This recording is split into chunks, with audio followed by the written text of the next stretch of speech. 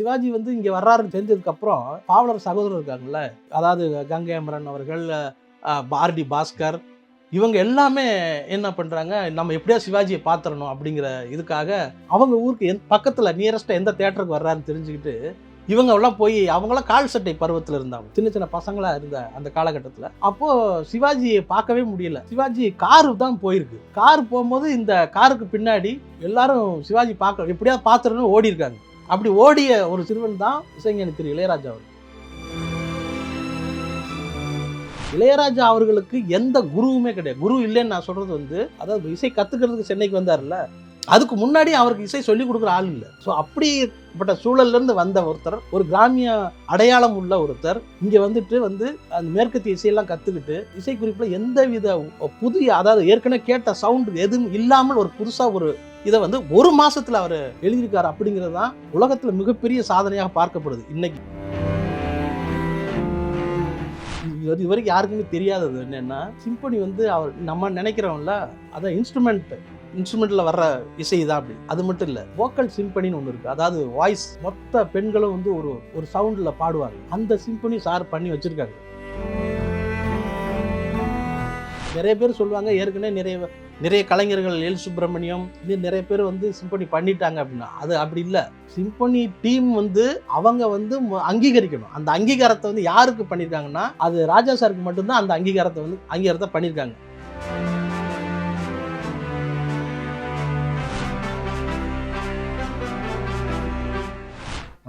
வணக்கம். இன்னைக்கு லண்டனில் இளையராஜா சிம்பனி இசைக்கு இருக்கிறார். பண்ணைபுரத்தில் தொடங்கின பயணம் இன்னைக்கு லண்டன் வரைக்கும் வந்திருக்குது. அவரோட கனவு சிம்பனி அப்படிங்கிறது பல முயற்சிகளுக்கு பிறகு இன்னைக்கு அதை நிறைவேற்றார். எப்படி பார்க்குறீங்க இந்த பயணத்தை? அதாவது ரொம்ப பெருமைப்படக்கூடிய ஒரு நேரத்தில் இருக்கும். நம்ம இப்போ இந்தியா நாடு முழுக்க அப்படிதான் உணர்வில் தான் இருக்கும் எல்லாரும். இருந்தாலும் அவருடைய வாழ்க்கையில் ஒரு சில 10 ஆண்டுகள் நானும் அவரோட இசைஞானி திரு இளையராஜா அவர்களுடைய பயணம் பண்ணியிருக்குங்கிறது எனக்கு தனிப்பட்ட முறையில் ஒரு பெருமையான ஒரு விஷயமா அதை எனக்கு கொடுத்துருக்காங்க. அவங்கள தான் நான் அப்படி எனக்கு கிடைச்சதுன்னு சொல்லலை, என்னை அனுமதிச்சிருக்காங்க அவர் கூட இருக்கிறதெல்லாம். ஸோ இந்த சிம்பனி அப்படிங்கிறது பொதுவாகவே இந்த இசை உலக அளவில் உள்ள எல்லா பெரும் இசைக்கலைஞர்கள் எல்லாருமே பெரிய ஆச்சரியமாக பார்க்குறது என்ன அப்படின்னா, ஒரு சிம்பனி எழுதுறதுக்கு கிட்டத்தட்ட ஒரு 30 வருஷம் கூட எடுத்துருந்துருக்காங்க ஒருத்தர் எழுதுறதுக்காக. ஆனால் இவர் ஒரு மாதத்தில் எப்படி எழுதி முடிச்சாங்க அப்படிங்கிறது தான் இங்கே அந்த உலகத்தில் இருக்க மிகப்பெரிய சிம்பனி இசை விற்பனர்கள் பெரிய ஆச்சரியமாக பார்க்கக்கூடிய ஒரு பெரிய விஷயமா இதை இருக்குது. ஸோ இன்னைக்கு அவருடைய பண்ணைப்புற வாழ்க்கை இருக்குல்ல, அதுவே நீங்கள் பார்த்தீங்கன்னா ஒரு பெரிய எப்படி அவர் காலம் எப்படி புரட்டி போட்டது அப்படிங்கிறதுக்கு ஒரு உதாரணம், ஒரு சின்ன சம்பவம் சொல்கிறேன். சிவாஜி கணேசன் அவர்கள் வீரபாண்டிய கட்டபொம்மன் படம் வெளியாகி எல்லா இடங்கள்லையும் பிரபலமாக ஓடிட்டுருக்கு. அப்போது ஒவ்வொரு ஊருக்கும் சிவாஜி அவர்கள் நிகழ்ச்சிகளை கலந்துக்கிட்டாரு, தேட்டர்களுக்கு விசிட் பண்ணுறாரு, ரசிகர்களை சந்திக்கிறாரு. அப்படி இவர் போடி நாயக்கனூர் அந்த இடத்துக்கு ஒரு தேட்டருக்கு, ஒரு கிராமத்துக்கு உள்ள இருக்கிற கிராமத்துக்கு போயிருக்காரு. இவர் சிவாஜி இங்கே வர்றாருன்னு தெரிஞ்சதுக்கப்புறம் பாவலர் சகோதரர் இருக்காங்கல்ல, அதாவது கங்கை அமரன் அவர்கள், ஆர்டி பாஸ்கர், இவங்க எல்லாமே என்ன பண்ணுறாங்க, நம்ம எப்படியா சிவாஜியை பார்த்துடணும் அப்படிங்கிற இதுக்காக அவங்க ஊருக்கு பக்கத்தில் நியரஸ்ட்டாக எந்த தேட்டருக்கு வர்றாருன்னு தெரிஞ்சுக்கிட்டு இவங்க எல்லாம் போய் அவங்களாம் கால் சட்டை பருவத்தில் இருந்தாங்க, சின்ன சின்ன பசங்களாக இருந்த அந்த காலகட்டத்தில். அப்போது சிவாஜியை பார்க்கவே முடியல. சிவாஜி காரு தான் போயிருக்கு. கார் போகும்போது இந்த காருக்கு பின்னாடி எல்லாரும் சிவாஜி எப்படியாவது பார்த்துடணும் ஓடி இருக்காங்க. அப்படி ஓடிய ஒரு சிறுவன் தான் இசைஞானி திரு இளையராஜா அவர்கள். அப்படியே காலம் எப்படி மாற்றுது அப்படின்னா, கிழக்கே போகும் ரயில் படத்துடைய ஒரு வெற்றி விழா நடக்குது எங்கள் கமலா தேட்டரில். அப்போது அந்த ஒரு பாட்டை பற்றி சிவாஜி கணேசன் பெருமையாக பேசுகிறார். அதாவது மாஞ்சோலை கிளிதானோ மான்தானோ வேப்பம் தோப்பு கோயிலும் நீதானோ, இந்த பாடலை பற்றி பெருமையாக பேசும்போது ராஜா சார் சொல்கிறாரு, எனக்கு இவ்வளோ படத்துக்கு நீ மியூசிக் போட்டு இப்படி ஒரு பாட்டை எனக்கு நீ போடலையே ராஜா, ஏன்டா எனக்கு இந்த மாதிரி வஞ்சகம் அப்படின்னு சொல்லி ரொம்ப புலங்காயுதப்பட்டு பேசுகிறார். அப்போது காலம், அவருடைய உழைப்பை பாருங்கள். ஒரு சின்ன பையனாக அவர் காருக்கு பின்னாடி போன அதே ஹீரோ எனக்கு நீ மியூசிக் பண்ணலையே, என் பாட்டுக்கு மியூசிக் பண்ணலையே அப்படிங்கிற அந்த ஒரு இடத்துக்கு இசைஞானி திரு இளையராஜா அவர்கள் வந்திருக்காங்க. அதுக்கிடையில் எவ்வளோ உழைப்பு இருந்திருக்கும். ஸோ அது மாதிரி தான் இந்த சிம்பனி அப்படிங்கிறது இவ்வளோ அதாவது எத்தனையோ கலைஞர்கள் பெரும் பீத்தோவன்லேருந்து மொசாட்லேருந்து அவ்வளோ பேர் வந்து இளையராஜா அவர்களுக்கு எந்த குருவுமே கிடையாது. குரு இல்லைன்னு நான் சொல்கிறது வந்து அவருடைய அடிப்படை அதாவது இசை கற்றுக்கிறதுக்கு சென்னைக்கு வந்தார்ல, அதுக்கு முன்னாடி அவருக்கு இசை சொல்லிக் கொடுக்குற ஆள் இல்லை. ஸோ அப்படிப்பட்ட சூழல்லேருந்து வந்த ஒருத்தர், ஒரு கிராமிய அடையாளம் உள்ள ஒருத்தர் இங்கே வந்துட்டு வந்து அந்த மேற்கத்திய இசையெல்லாம் கற்றுக்கிட்டு எந்தவித அந்த இசையில் எந்த இசைக்குறிப்பில் எந்தவித புதிய அதாவது ஏற்கனவே கேட்ட சவுண்டு எதுவும் இல்லாமல் ஒரு புதுசாக ஒரு இதை வந்து ஒரு மாதத்தில் அவர் எழுதியிருக்காரு. அப்படிங்கிறது தான் உலகத்தில் மிகப்பெரிய சாதனையாக பார்க்கப்படுது. இன்னைக்கு அது வெளிவந்ததுக்கு பிறகு நடக்கக்கூடிய பெரிய வெற்றி விழா வந்து வேற. எப்படி இதை வந்து ஒரு மாதத்தில் எழுதுறாரு அப்படி, இதுக்கு வந்து அவர் ட்ரெயின் எங்கே எடுக்கிறாரு அப்படின்னா, அதாவது பயிற்சி பண்ணுறது. அது நமக்கு தான் இப்போ பயிற்சி பண்ணுறதுங்கிறது வந்து நான் சொல்கிறது, ஏன்னா எனக்கு அங்கே சில விஷயம் தெரியும். ருத்ரமா தேவின்னு ஒரு படம். இந்த ருத்ரமா தேவி படத்தை வந்து டைரக்டர் வந்து எடுத்து இந்த விஷயத்த சொல்கிறாரு. இப்படி ஒரு பெண் வாழ்ந்தாங்க. அவங்க வந்து தெலுங்குல ஒரு ராணியை பற்றின ஒரு கதை. அவர் சொல்லும்போதே சொல்லிட்டாரு, இதோட மியூசிக் வந்து வேறு மாதிரி இருக்கணும், அதை நான் பார்த்துக்கிறேன் அப்படின்னு சொல்லி. குணசேகரன் தான் டைரக்டர். அவர் இந்த இப்போ சகுந்தலான்னு கூட சமந்தா வச்சு படம் எடுத்தார். அப்போது அவர் ராஜா சார் என்ன முடிவு பண்ணுறாங்க, அப்போது நாங்கள் இருந்தேன், பக்கத்தில் இருந்தேன். அவங்க வந்து ஃபிஷர்மேன் கோவ் மகாபலிபுரம் பக்கத்தில் 15 நாள் மொத்த டீமும் வந்து அங்கே போயிட்டாங்க. அங்கே போய் ஸ்டே பண்ணுறாங்க. ஸ்டே பண்ணி இந்த சிம்பனிக்கான ஒரு புது முன்னோட்டத்தை வந்து அவங்க எழுதுறாரு. 15 நாள். அதாவது சாருடைய உழைப்பை பற்றி ஒரே விஷயம் சொல்லணும்னா, அவ்வளவு ஒரு அது எப்படின்னா ஒரு ஆக்ரோஷமான அகிம்சையாக அது வந்து அது இருக்கும். எப்படின்னா அவர் போய் உட்காந்துட்டாருன்னு வச்சுக்கோங்க, திரும்ப எழுந்திருக்கவே மாட்டார். அந்த வேலையை முடிக்காமல் திரும்ப வந்து அவர் கால் மாற்றி உட்கார்றது இப்படிலாம் கிடையாது.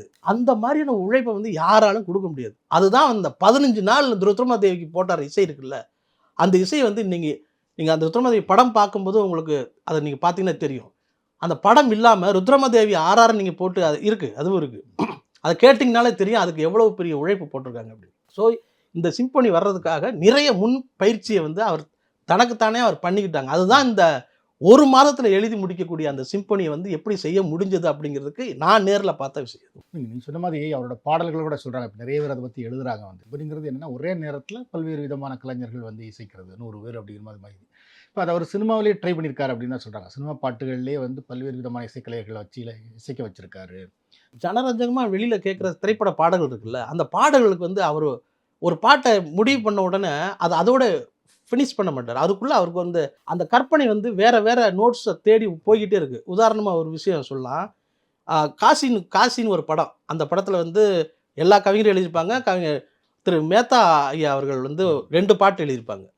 அதில் வந்து எல்லா பாடல்களும் எப்படி இருக்கும் அப்படின்னா, ஒரு மிடிலாக ஆரம்பிக்கும். அதாவது நான் காணும் உலகங்கள் ஒரு பாட்டு இருக்கும். மற்ற எல்லா பாடல்களுமே ஒரு மையமாக ஆரம்பிக்கும். அதை பாடினது எல்லாமே ஹரிஹரன் தான் பாடியிருப்பார். ஸோ இந்த டைட்டில் சாங், இந்த படம் வந்து ஒரு பார்வையற்ற ஒருத்தருடைய கதை அப்படிங்கிறதுனால எல்லா பாட்டுமே ஒரு மெதுவான ஒரு டியூனில் ஆரம்பிக்குது. அதனால் ஓப்பனிங் சாங் வந்து நம்ம வந்து வேறு மாதிரி கொடுக்கணும், அந்த டைட்டில் சாங் வந்து போடுறதுக்கு வசதியாக இருக்கும் அப்படின்ட்டு அது சார் முடிவு பண்ணுறாங்க. ஆல்ரெடி வேறு ஒரு டியூன் வந்து கொடுத்துட்டாங்க மேத்தா ஐயாவுக்கு. இங்கே மேத்தா சார் வந்து அவங்க வந்து வீட்டிலே வந்து எழுதிட்டாங்க. அப்போ நான் தான் எழுதுகிறேன், அவங்க சொல்ல நான் தான் எழுதுகிறேன். அந்த பாட்டு எப்படின்னா, நான் காணும் உலகங்கள் யார் காணக்கூடும், இந்த மாதிரி வரும். அப்போது இது எழுதி இந்த டியூனுக்கு எழுதி முடிச்சதுக்கு அப்புறம் இங்கே காரில் போயிட்டு இருக்கும்போது என்னாச்சு, மேத்தா டியூன் மாறிடுச்சு, நான் உங்களுக்கு சொல்கிறேன் அப்படின்னு சொல்லிட்டு. எப்போவுமே டியூன் மாறிடுச்சுன்னா மேத்தா ஐயாவுக்கு ஒரு பரபரப்பு வந்து, என்னடா அது எழுதி முடிச்சு ரிலாக்ஸாக இருக்கிறமே, இப்படி வந்து டியூன் மாறிடுச்சுன்னு. ஒன்றும் இல்லை, இருங்க சொல்கிறேன்னு சொல்லிட்டு அந்த டியூன் தான் நான் காணும் உலகங்கள் யார் காணக்கூடும் பனித்துளியே சொல். டியூனை மட்டும் மாற்றுறாரு. ஸோ அதை வந்து அந்த சிரமம் இவங்களுக்கு இருக்குன்னு தெரிஞ்சுட்டா, அதுதான் பெரிய இளையராஜா அவர்களுடைய மிகப்பெரிய ஒரு ஞானம் அப்படிங்கிறது நான் நேரிலே பார்த்தேன். அதே மாதிரி பிதாமகன் படத்துக்கு அவன் வந்து ஒரு சண்டையை, அதாவது விக்ரம்ங்கிற கதாபாத்திரம் வந்து ஒரு யார்கிட்டையும் பேசாத ஒரு கதாபாத்திரம், முரட்டுத்தனமாக இருக்கிற கதாபாத்திரம். அதை வந்து ஒரு வில்லனை வந்து அடித்து ஃபைட் பண்ண போகுது. இதுக்கு வந்து பேக் ட்ராப்பில் ஒரு சாங், அந்த சாங் வந்து ஆல்ரெடி மேத்தா சார் கொடுக்கப்பட்ட டியூனுக்கு அவர் எழுதிட்டாங்க. எப்படின்னா, அடடா அகங்கார கற்கைகளில் உலகிங்கே, இப்படி தான் அந்த டியூன் இருக்கும். அதுக்கு எழுதி முடிச்சிட்டாங்க. ஆனால் அந்த இமேஜின் வந்து அவருக்கு ராஜா சாருக்கு வந்து எப்படி போகுதுன்னா, இந்த கேரக்டர் வந்து உள்ள கொதிப்பை சொல்லணும். அவன் அடிக்கும்போது ஆடியன்ஸுக்கு வந்து கோபம் வரணும். அதுக்கு இவன் வந்து பேசாதவன் இல்ல. அது யார்ட்டயும் பேசாத கேரக்டர் அது. அப்போ என்ன பண்ணணும்னா, அதுக்குள்ளே மாத்திட்டாங்க. எப்படின்னா, "அடடா அகங்கார அரக்கர் கைகளில் உலகிங்கே அழிக்கும் அதிகாரம் உனக்கு கொடுத்தவர் எவரெங்கே." அது நீங்க அந்த டியூனை கேட்கும்போது ஒரு மாரி பயம் பயம் வரும் நமக்கு. ஆனா அவனோட கோபம் தெரியும் பாட்டு. ஸோ ஒரு மியூசிக் டைரக்டரா அதோட வேலைய ஒரு பாட்டு போட்டு குடுக்குறதில்ல. அந்த கதையோட முழு உணர்ச்சியையும் அந்த பாட்டுல டியூன்ல கொண்டு வரணும் அப்படிங்கிறது தான் அந்த டியூனை மாத்திக்கிட்டே இருக்கிறதுக்கு வந்து அந்த ஒரு காரணம் அது. ஸோ இது இந்த இந்த விஷயங்கள் எல்லாமே இந்த சிம்பனி இருக்குல்ல, சிம்பனிலே அவர் அந்த ட்ரை பண்ணி பார்த்துக்கிட்டே இருக்காங்க. எந்தவித சவுண்ட் ஏற்கனவே கேட்டது வரக்கூடாது, சினிமா சவுண்ட் வரக்கூடாது, கிராமிய சத்தம் வரக்கூடாது. அவங்க என்ன விரும்புறாங்க, இதெல்லாம் வந்து ஒருத்தர் வந்து பயிற்சி பெற்றதுக்கு முழு காரணம் வந்து அவருடைய அனுபவமும் அந்த ஞானமும் தான். இப்போ நீங்கள் சொன்ன மாதிரி பார்த்தீங்கன்னா, ஒரு சினிமா ஒரு ஒரு கிராமத்தில காருக்கு பின்னாடி ஓடின ஒரு சிறுவன் வந்து, அப்புறம் அன்னக்கிளியில ஆரம்பிச்சு சினிமாவுக்குள்ள வந்து ஒரு பெரிய ஹைட்டுக்கு போயிட்டார். ஸோ இது நம்மளுக்கு போதும், நம்ம ஒரு பெரிய இடத்துக்கு வந்துட்டோம் அப்படின்னு இல்லாம, அதுக்கு மேலேயும் போறதுக்கு அவர் முயற்சி பண்றாரு. எப்போ வந்து சிம்பனி பண்ணலாம் அப்படிங்கிற எண்ணம் அவருக்குள்ள உதிச்சுது? உங்ககிட்ட அத பத்தி ஏதாவது சொல்லியிருக்காரா? ஆல்ரெடி இதுவரைக்கும் யாருக்குமே தெரியாதது என்னன்னா, சிம்பனி வந்து அவர் நம்ம நினைக்கிறோம்ல, அதான் இன்ஸ்ட்ருமெண்ட்ல வர்ற இசை தான் அப்படி. அது மட்டும் இல்ல. வோக்கல் சிம்பனின்னு ஒண்ணு இருக்கு. அதாவது வாய்ஸ் மொத்த பெண்களும் வந்து ஒரு ஒரு சவுண்ட்ல பாடுவாங்க. அந்த சிம்பனி சார் பண்ணி வச்சிருக்காங்க.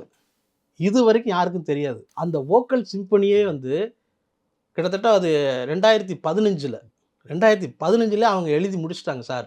ஸோ அந்த சிம்பனி தான் வேற மாரி இருக்கும். நான் அத நேர்ல நான் கேட்டுருக்கேன்.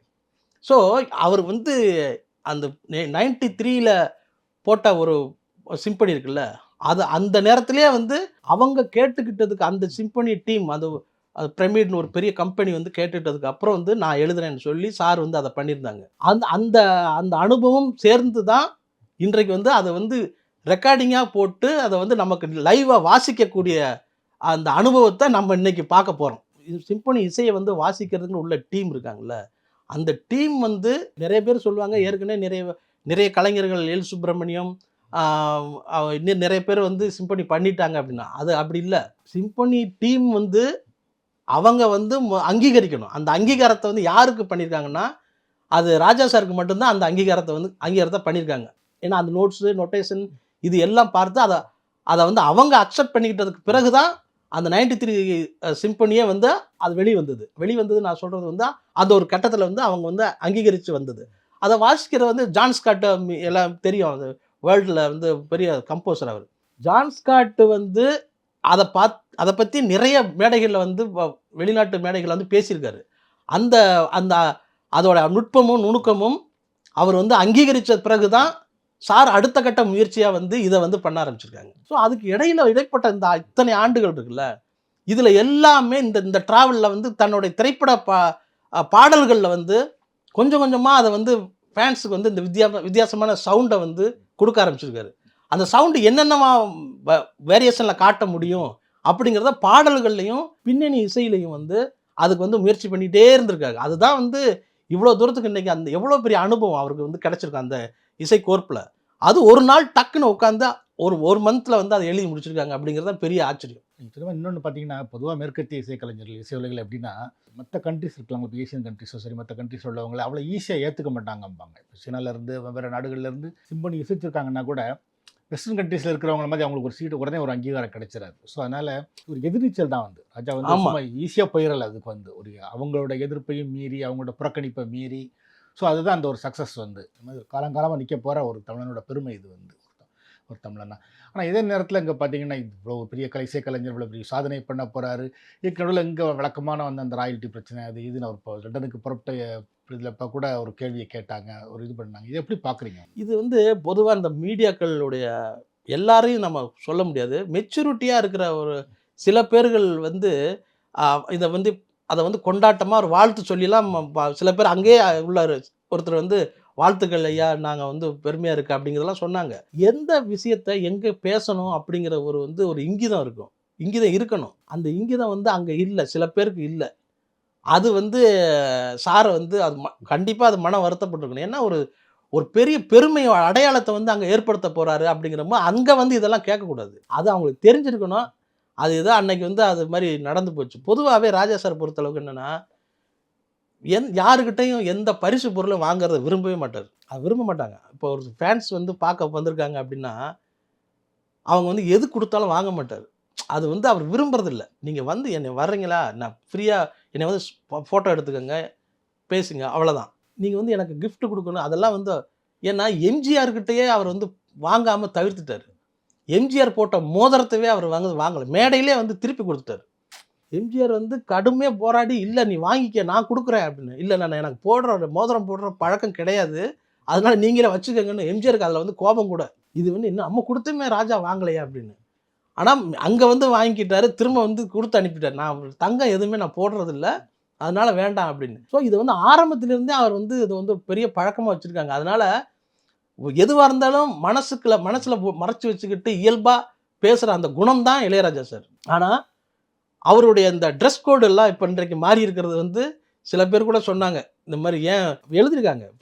Facebookலலாம் ராஜா சார் வேட்டி சட்டையில இருந்தா தான் கம்பீரமா இருக்கும். சார் கோட் சூட்லாம் போட்டு போறாங்க அப்படின்னு. அவருக்கு வந்து வயசு வந்து 83 வயசுக்கு மேல ஆகுது. அவருடைய ஹெல்த் வந்து அங்க உள்ள குளிர தாங்கணும். அதுக்கு உடம்பு எந்தவித அங்க வாசிக்கும்போது எந்தவித பிரச்சனையும் வந்துறக்கூடாது. அதுக்காக அவர் பாதுகாப்புக்காக போறாங்க. அது இவ்வளவுலாம் எழுதுறாங்க.